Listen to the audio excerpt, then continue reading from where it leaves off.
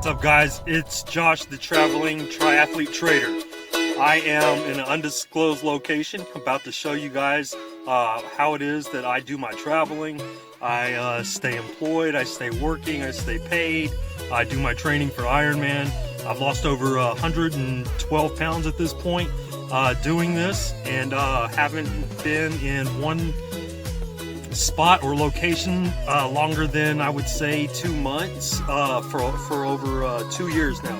So I get to travel a lot, I get to see a lot of places. I am very fortunate and really love what I do. I just think it's a great lifestyle, and I think everybody should have a chance at learning what it is to do that I do, in case you want to expand your options sometime.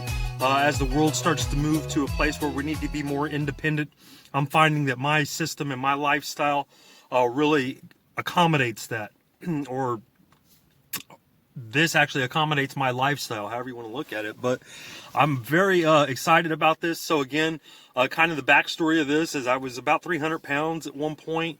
I was in South Texas. I had grabbed a really good bartending job. I was bartending for the last 10 years. That's kind of what I've done. And I was making, I don't know, I was making great money. We'll just say that. I was making really good money, and not like my days as a Vegas stripper, but it was there. I'm kidding. But the money was there. And so after that, I decided, hey man, I want to get this weight off. So it became my passion to do this Ironman. Never heard of it. I'm the same age as an Ironman. Not to say I never heard of it, but I just, like a lot of people, just didn't know what it was. Didn't really, it's not televised enough, it's not advertised enough for a lot of people to know what it is. And so it's a really cool circle of people to be into. Some of the individuals are just amazing people. I mean, I think you got better skills and athleticism in some of these guys than NFL players. And no insult, you know, of course, dudes, every athlete's a rock star, man. But I mean, it takes a lot to do an Ironman. And what an Ironman is, guys, just for anybody that doesn't know, it's a triathlon, and a triathlon is going to consist of 3 parts of a race. So there's a swim, and then there's a bike, and then there's a run. The swim is 2.4 miles of the swim. There's a 112-mile bike ride that you do right after that, and then you jump off that to go do a marathon. So that's what an Ironman is, guys. They televise one every year, the Kona, the major one. It's usually televised on a major a program, but you can also find a lot of stuff online about it. And a lot of the little races are probably even held quite often in the state that you live in or wherever you're at. They're all over the world. So anyway, back to the story. And the story is, I've been living in my car for about 2 years. I was in college. I returned back to school, Nevada, Reno, and was there taking a bunch of philosophy classes, trying to get into law school, and came across this whole idea of being a minimalist. And so I know Elon Musk is big in this now. I think I've been doing it for a while, so I could really show you how it's done, Elon, if you want a shot at this. But so I've been doing it out of my car, and it's just amazing, really, like how little space we need. Sorry for the wobble, I'm gonna move the camera around a little bit, but you can take a look. And this is just a regular classic, I mean, 4-door sedan car. You know, I'm not going to mention make and model, but it's an amazing vehicle. I had a van that was getting about 13 miles to the gallon. That just wasn't working for me. I mean, there was room, but it just, you know, for the amount of traveling I did, and it just, the gas ate you up. So I figured this out, and this is just a 4-door sedan. And I'll tell you what, it's got everything I need within reach. Literally everything. I mean, so take a look over here. I got my hats. I've got my visors for running, you know, etc. I've got my, when I go into long runs and stuff, or I go out into the hills and stuff, I've got my, whatever that, you know, the fanny pack thing. I've got my shoe closet over here. So this is where we're doing shoes for running and stuff like that. Of course, I got a utility closet over there that I'm keeping just some stuff for cleaning and stuff. Here's my refrigerator. I can call this my kitchen, basically.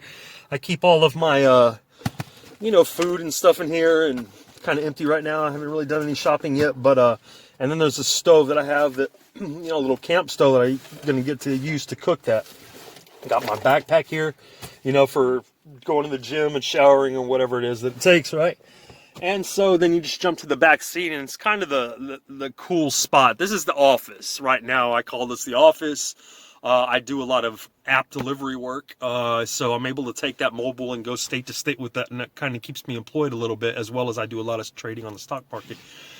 Just getting started with that, and you know, it's been good so far, but I think the market's just really good right now, and so anybody that would typically make mistakes and lose a lot of money is probably just getting lucky and kind of making some money. But so it's been really kind of nice to be able to learn and, you know, make money without having to just pay to learn.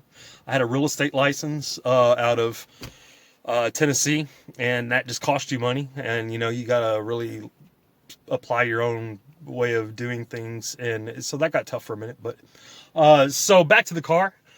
The car here is a just regular four-seater or four-door car, sedan, dark tint to kind of keep things private and stuff like that. So, you know, but here's the big secret is like, so with the seats, and this car was so special to me. I mean, I love this car. Anyways, I wish, if you fold this down, I've got a memory foam mattress here.